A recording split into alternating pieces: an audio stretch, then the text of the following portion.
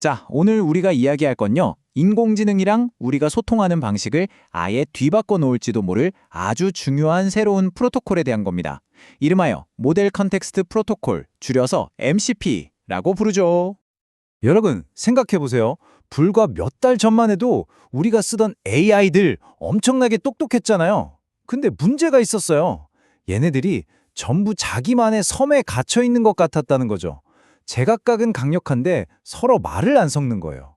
당연히 우리가 실제로 작업하는 파일이나 데이터에는 손도 댈 수 없었고요. 그래서 오늘은요, 먼저 이 AI 섬 문제가 대체 뭐였는지부터 시작해서 그 섬들을 연결하는 다리, 바로 이 MCP가 도대체 어떻게 돌아가는 놈인지 한번 까볼 겁니다. 그리고 이 다리를 만드는 레고 블록 같은 구성 요소들도 살펴볼 거고요. 당연히 보안 얘기도 빼놓을 수 없겠죠? 마지막으론 이 모든 게 만들어갈 미래까지 한번 쭉 훑어보겠습니다. 자, 그럼 첫 번째 이야기, AI의 섬 문제입니다. AI가 내 세상, 그러니까 내 컴퓨터 안에 있는 데이터들을 전혀 들여다보지 못할 때 얼마나 답답한지 그 얘기부터 시작해보죠. 정말 옛날 옛적도 아니죠. 불과 얼마 전 얘기입니다. 코파일럿, 클로드, 제미니. 다들 이름만 들어도 아는 쟁쟁한 AI들이잖아요. 근데 얘네들이 자기만의 세계에 갇혀 있었던 거예요. 딱 주어진 상자 안에서만 놀 수 있었던 거죠. 그러니까 내 프로젝트 파일 좀 보고 이거 요약해줘. 이런 건 꿈도 못 꿀 길이었어요. 사실상 반쪽짜리였던 셈이죠. 그럼 어떻게든 해보려고 시도는 있었겠죠? 근데 보세요. 우리 회사 데이터에 맞춰서 모델을 아예 새로 훈련시킨다? 와, 이건 돈도 시간도 어마어마하게 깨지는 일이고요. 그럼 오픈 API 같은 기존 API를 쓴다? 이것도 한계가 명확했어요. 딱 정해진 기능만 호출할 수 있으니까요. 결국 선택지는 그냥 포기하고 AI를 재미있는 장난감 정도로만 쓰거나 이런 상황이었던 거죠. 이러니 뭔가 새로운 게 필요하다는 목소리가 나올 수밖에요. 자, 바로 이 절망적인 상황에 등판한 해결사가 바로 MCP, 보편적 연결고리입니다. 꽉 막힌 데이터의 길에 다리를 놓아주는 거죠. 이제부터 본격적으로 이 MCP에 대해 파헤쳐 보겠습니다. 이 MCP의 등장을 보면 정말 드라마틱합니다. 2024년 11월에 엔트로픽이 이런 걸 만들었습니다 하고 공개하자마자 불과 몇 달 만에 마이크로소프트, 구글, 오픈 AI 같은 빅테크들이 그거 괜찮네? 우리도 같이 하자 하고 다들 달려들었어요. 그리고 지금은요.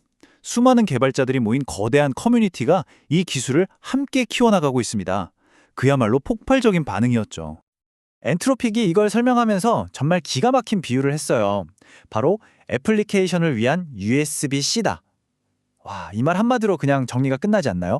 우리가 어떤 노트북을 쓰든 어떤 스마트폰을 쓰든 USB-C 케이블 하나만 있으면 다 연결되잖아요. MCP가 바로 그런 역할을 하겠다는 겁니다. 어떤 AI든 어떤 프로그램이든 이 MCP라는 표준으로 다 연결해버리겠다. 이런 거죠. 조금 딱딱하게 정의를 내려보자면 모델의 컨텍스트를 제공하기 위한 표준 오픈소스 프로토콜인데요. 쉽게 말하면 이거예요. AI한테 맥락을 알려주는 규칙이라는 거죠. AI가 혼자 똑똑한 게 아니라 내가 지금 무슨 작업을 하고 있는지, 어떤 파일이 필요한지, 이런 주변 상황, 즉 컨텍스트를 이해할 수 있게 해주는 만능 파이프 같은 거라고 보시면 딱 맞습니다. 자, 그럼 이 만능 파이프가 대체 어떻게 작동하는 건지 그 속을 한번 살짝만 들여다볼까요? 너무 깊게는 말고 핵심만 간단하게 짚어드릴게요. NPC가 일하는 방식은 3명의 선수로 이루어진 튠플레이 같아요. 첫 번째 선수는 클라이언트, 바로 우리가 AI한테 명령을 내리는 창구입니다. 예를 들면 VS 코드나 클로드 데스크톱 앱 같은 거죠. 우리가 야 이거 해줘 하고 말을 하면 두 번째 선수인 NPC 서버가 이걸 딱 받아요. 이 친구가 바로 핵심적인 번역가이자 중간 관리자입니다. 마지막으로 이 서버가 피드마나 블렌더 같은 실제 애플리케이션한테 자 이제 움직여 하고 명령을 전달하는 거죠. 이 세 선수가 손발이 척척 맞아야 일이 되는 겁니다. 이게 바로 기존의 오픈 API 같은 것들과 MCP의 하늘과 땅 차이입니다. 오픈 API는요, 그냥 API에 전화해서 이 데이터 좀 주세요 하고 요청하는 수준이었어요. 근데 MCP는 뭐냐면 아예 그 애플리케이션의 조종석에 앉아서 직접 운전하는 것과 같아요. 예를 들어 블렌더한테 데이터 좀 줘가 아니라 여기 3D 모델 이렇게 저렇게 깎아봐 하고 직접 제어할 수 있게 되는 거죠. 단순히 정보를 물어보는 걸 넘어서서 소프트웨어를 직접 움직인다. 이게 진짜 엄청난 겁니다. 게임의 판도를 바꾸는 거죠. 자, 그럼 이 MCP가 어떻게 그렇게 유연하고 강력한 힘을 가질 수 있느냐? 비결은 바로 프리미티브라는 것들에 있습니다. 저는 이걸 MCP의 레고 블록이라고 부르고 싶어요. 이 블록들을 어떻게 조립하느냐에 따라 뭐든지 만들 수 있거든요. 이 레고 블록들이 실제로 어떻게 쓰이는지 한번 볼까요? 예를 들어 도구라는 블록이 있어요. 이건 AI가 쓸 수 있는 함수, 일종의 연장 같은 겁니다. 데이터베이스를 조회하는 연장, 뭐 이런 거죠. 리소스라는 블록은 AI가 접근할 수 있는 데이터 파일 자체를 가리키고요. 재미있는 건 요청이라는 블록인데 이건 AI가 작업을 하다가 막히면 우리한테 거꾸로 물어보는 기능이에요. 갑자기 팝업이 떠서 저기 데이터베이스 주소가 뭐예요? 하고 물어볼 수 있는 거죠. 마지막으로 루트는 일종의 안전 울타리입니다. 야, 너 딱 이 프로젝트 폴더 안에서만 놀아 하고 범위를 정해주는 거죠. 이 몇 가지 블록만 조합해도 정말 어마어마하게 복잡한 일들을 해낼 수 있게 됩니다. 자, 그런데 이렇게 막 AI가 내 컴퓨터를 직접 제어하고 그런다고 하니까 솔직히 좀 찜찜하고 무섭지 않으세요? 이거 해킹당하면 어떡하지 하는 걱정이 들 수밖에 없죠. 근데 이 부분 아주 중요한 포인트인데 걱정하지 않으셔도 됩니다. 왜냐하면 MCP는 완전히 새로운 보안 시스템을 발명한 게 아니라 이미 우리가 잘 쓰고 있고 검증된 안전한 표준들 위해 만들어졌거든요. MCP 보안의 핵심은 새로울 게 없다는 겁니다.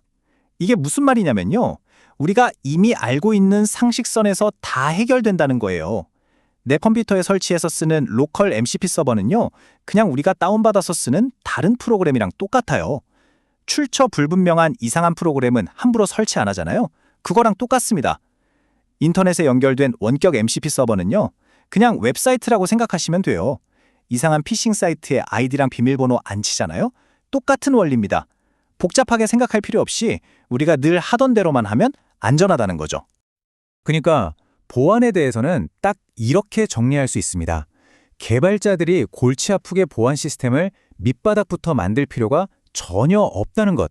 이미 수십 년간 검증된 OAuth 2.1 같은 표준을 그냥 가져다 쓰면 되니까요. 우리 사용자 입장에서도 마찬가지입니다. 그냥 다른 앱이나 웹사이트 쓸 때처럼 기본적인 안전 수칙만 잘 지키면 되는 겁니다. 자, 이제 거의 다 왔습니다. 마지막으로 MCP가 만들어갈 미래에 대한 이야기를 해볼까 하는데요. 이 미래가 더 기대되는 이유는 바로 이게 열려 있다는 점 때문입니다. MCCP의 가장 멋진 점이 바로 이거예요. 어느 한 회사가 독점하고 있는 기술이 아니라는 거. 모든 설계도랑 소스 코드가 GitHub에 몽땅 공개되어 있습니다. 누구나 이 기능 추가하면 어때요? 하고 제안할 수 있고 직접 코드에 기여할 수도 있어요. 개발자들끼리 모여서 이야기하는 디스코드 채널도 활발하고요. VS 코드 같은 데서 편하게 개발할 수 있는 도구들도 잘 갖춰져 있어서 말 그대로 모두가 함께 만들어가는 프로젝트인 셈이죠.